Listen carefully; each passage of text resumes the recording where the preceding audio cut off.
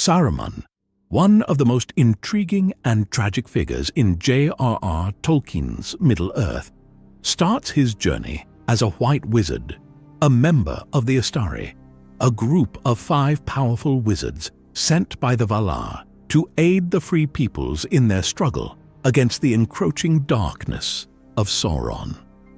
His initial role as the White Wizard is of immense significance, representing wisdom, power, and a profound sense of duty. Saruman, whose name means man of skill in the Elvish tongue, begins as the embodiment of wisdom and strength. He stands as the head of the Order of Wizards, surpassing even Gandalf in rank and authority, and his vast knowledge of the lore and history of Middle-earth sets him apart as a figure of great respect and admiration. Saruman isn't merely a leader, but a symbol of hope, a guiding force in the battle against the shadow of Sauron. In the early days of Middle-earth, Saruman's influence was far-reaching. His deep understanding of ancient arts and sciences, coupled with his strategic brilliance, made him a central figure in the White Council.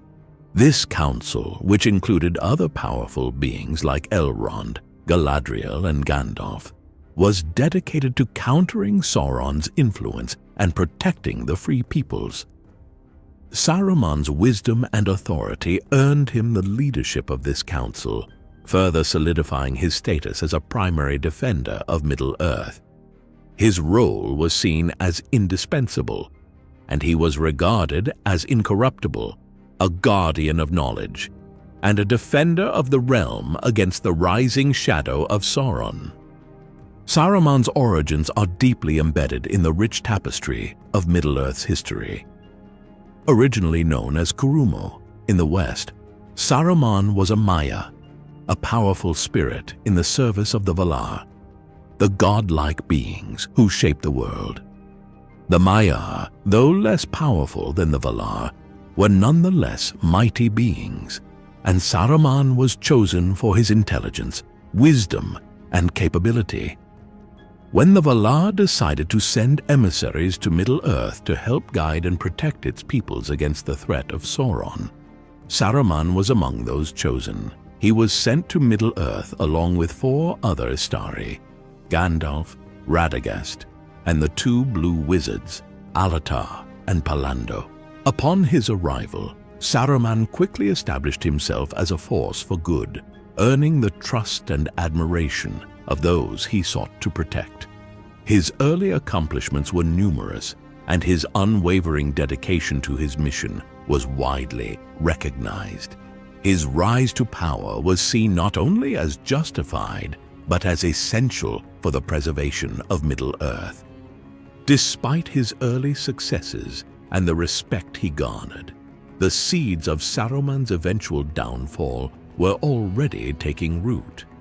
His inherent pride and an insatiable thirst for knowledge began to overshadow his noble intentions. Saruman's profound intellect and relentless curiosity led him to explore the darkest corners of ancient lore, including the forbidden arts practiced by Sauron himself. Saruman believed that to truly understand and defeat Sauron, he needed to comprehend the Dark Lord's methods and power. This pursuit of knowledge, though initially well-intentioned, gradually led Saruman down a dangerous and perilous path. His fascination with the rings of power, particularly the One Ring, grew, and with it, his ambition to wield such power himself. As Saruman delved deeper into these forbidden studies, he became increasingly obsessed with the One Ring. The ring, created by Sauron in the fires of Mount Doom, was the most powerful of all the rings of power, and it held the key to dominion over Middle-earth. Saruman, in his arrogance, began to believe that he could master the ring and use it to defeat Sauron, thereby becoming the ruler of Middle-earth himself. This belief marked a significant shift in Saruman's character. What had begun as a noble quest to protect the free peoples from Sauron was now becoming a dangerous and selfish ambition to rule them. Saruman's descent into darkness was further accelerated by his use of the Palantír, the ancient seeing stones. The Palantír were powerful artifacts that allowed their users to communicate across great distances and see events happening in distant lands. Saruman believed that by using the Palantír, he could gain greater knowledge and power, which he could then use to defeat Sauron. However, the Palantír also became a conduit for Sauron's influence. The Dark Lord, ever cunning and manipulative, used the Palantír to exploit Saruman's weaknesses, feeding his ambitions and fostering his sense of superiority. Sauron twisted Saruman's original intention, using the Palantír to dominate his mind and gradually bend him to his will. Through the Palantír, Saruman became ensnared by Sauron's malevolent will. The more Saruman used the Palantír, the more he fell under Sauron's sway. Saruman's ambition grew unchecked, fueled by his growing arrogance and the belief that he was destined for greatness. He began to see himself not just as a guardian of Middle-earth, but as its rightful ruler. Saruman's study of the One Ring and his delusions of grandeur convinced him that he could rival Sauron and, eventually, overthrow him. His mind, once sharp and strategic, became clouded with dreams of dominion and control.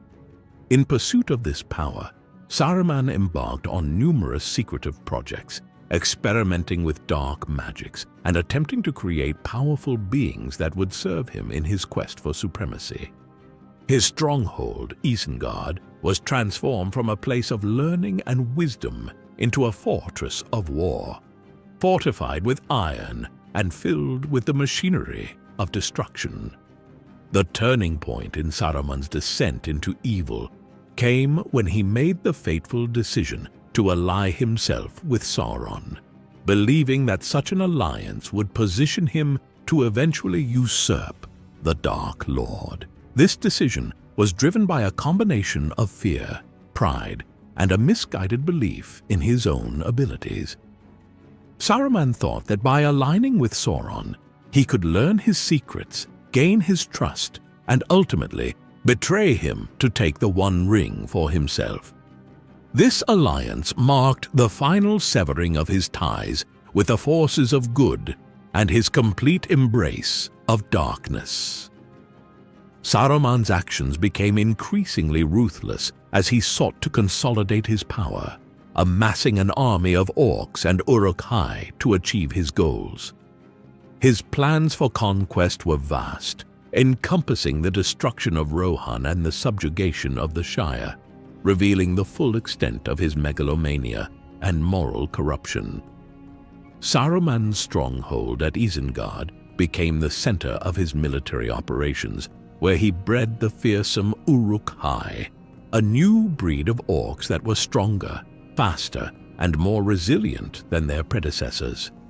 These creatures were designed to be the perfect soldiers, loyal only to Saruman and capable of carrying out his orders without question. The betrayal of the White Council and the free peoples of Middle-earth by Saruman was a devastating event, shaking the very foundations of their alliance against Sauron.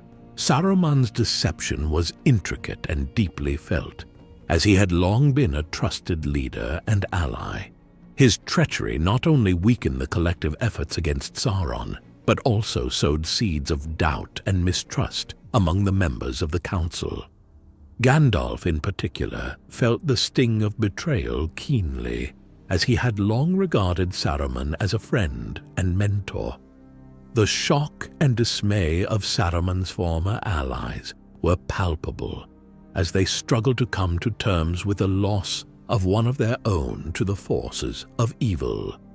The impact of Saruman's betrayal was profound, forcing the remaining members of the White Council to redouble their efforts and confront the reality of fighting a war on multiple fronts. The Fall of Isengard was a pivotal moment in Saruman's story, marking the beginning of the end for his ambitions. The once impregnable fortress was besieged by the forces of Rohan and the Ents, ancient tree-like beings led by Treebeard. The Ents, outraged by Saruman's wanton destruction of the forests for his war machine, launched a devastating assault on Isengard. Their attack was both a retribution for the harm done to nature and a decisive strike against Saruman's power. The destruction wrought by the Ents was swift and thorough, dismantling Saruman's stronghold and scattering his forces. This defeat was a significant blow to Saruman, stripping him of much of his power and leaving him vulnerable and isolated. The Ents' assault on Isengard was not merely a military engagement, but a force of nature reclaiming its rights. The Ents, roused from their ancient slumber by Treebeard, embodied the raw power of the natural world, a power that Saruman had foolishly underestimated.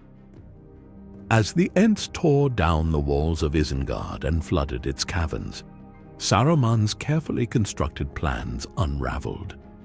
The stronghold that had once been a symbol of his wisdom and power was now a ruined fortress, a testament to the folly of his ambitions.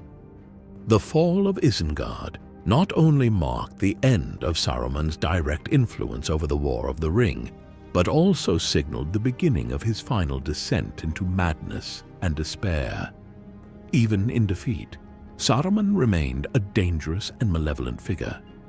After the fall of Isengard, he retreated to the Shire, where he continued his descent into villainy. Driven by spite and a desire for revenge, Saruman sought to impose his will on the peaceful hobbits, turning the Shire into a dystopian reflection of his twisted vision. His actions in the Shire were marked by cruelty and oppression, as he sought to punish those who had thwarted his plans and assert his dominance over a land he saw as beneath him. This phase of Saruman's life was characterized by a desperate and bitter attempt to cling to power, even as his influence waned. Saruman's invasion of the Shire was motivated by a combination of revenge and a desire to exert control over something, no matter how small. The Shire, a peaceful and idyllic region, had long intrigued Saruman, who had once sought to dominate it indirectly through agents like Lotho Sackville Baggins. But now, Saruman's intentions were more direct and malevolent. Adopting the alias Sharky, Saruman imposed a brutal regime in the Shire, using local ruffians to enforce his will. The once gentle land was transformed into a grim, industrialized wasteland, its beauty marred by Saruman's cruelty and greed. The final confrontation between Saruman and the hobbits was both a battle and a reckoning. Led by Frodo, Sam, Merry, and Pippin, the hobbits rose up against Saruman's tyranny, using their knowledge of the land and their indomitable spirit to drive out his forces. The Battle of Bywater was a decisive victory for the hobbits, culminating in the capture of Saruman. Frodo, embodying the mercy and wisdom he had gained from his journey, offered Saruman a chance to leave peacefully. However, Saruman, consumed by bitterness and pride, rejected this offer, continuing to sow discord even in his defeat. His life came to a tragic and ignominious end when he was killed by Wormtongue, his long-suffering servant, in a final act of betrayal. The story of Saruman's downfall is a complex and multifaceted one, revealing several key factors that contributed to his corruption. Chief among these were pride, ambition, and the desire for power, which drove him to seek power beyond his appointed role. Saruman's intelligence and skill, which were initially sources of strength, became his undoing as they fueled his belief in his superiority. This belief led him to underestimate others, overestimate his own abilities, and justify increasingly unethical actions. His use of the Palantír, intended to gain insight and advantage, instead became a conduit for Sauron's influence, deepening his descent into darkness. Unlike Gandalf, who remained humble and true to his mission, Saruman's pride made him susceptible to Sauron's manipulations, leading him to betray those he had once sworn to protect. Saruman's story serves as a cautionary tale about the dangers of unchecked ambition and the corrupting influence of power. His transformation from a revered white wizard to a despised traitor underscores the thin line between good and evil, and the importance of vigilance in maintaining one's moral compass. Saruman's downfall was not the result of a single moment of weakness, but a gradual erosion of his principles, driven by his desire for power and control. This erosion was facilitated by his isolation, as he distanced himself from those who might have counseled moderation and humility. His reliance on the Palantír further isolated him, creating a feedback loop of ambition and paranoia that ultimately led to his ruin. The legacy of Saruman's actions left a lasting impact on Middle-earth. His betrayal and subsequent fall disrupted the balance of power, causing widespread suffering and destruction. The devastation he wrought on Isengard and the Shire left scars that would take years to heal. However, his story also offers valuable lessons about the nature of good and evil, the importance of humility, and the dangers of pride and ambition. Saruman's transformation serves as a stark reminder of how even the most powerful and wise can fall from grace if they lose sight of their true purpose and succumb to the allure of power. Through the tale of Saruman, J.R.R. Tolkien explores complex themes of power, corruption, and redemption. Saruman's journey from a revered white wizard to a despised traitor encapsulates the tragic potential for greatness to be twisted into malevolence. His story is a powerful narrative about the dangers of ambition and the corrupting influence of unchecked power, serving as a profound lesson in the epic saga of Middle-earth. Saruman's ultimate fate, marked by betrayal and ignominy, underscores the peril of straying from the path of righteousness and the enduring consequences of one's actions. His story remains a potent reminder of the importance of integrity, humility, and the relentless pursuit of the common good in the face of overwhelming temptation. Saruman's tragic tale is a microcosm of the broader struggles in Middle-earth, where the battle between good and evil is as much an internal struggle within individuals as it is a physical conflict. Saruman's descent into evil is a sobering reminder of the ease with which power can corrupt even the most noble of hearts. His story serves as a warning to those who might believe themselves immune to the temptations of power, highlighting the importance of self-awareness, humility, and the strength to resist the lure of absolute power. In the end, Saruman's legacy is one of caution. It illustrates the thin line between good and evil and the importance of remaining vigilant against the temptations of power. Saruman's life and choices are a profound exploration of the complexities of morality, the dangers of ambition, and the corrupting influence of unchecked power. His story, though tragic, offers enduring lessons that resonate not only within the world of Middle-earth, but in our own world as well.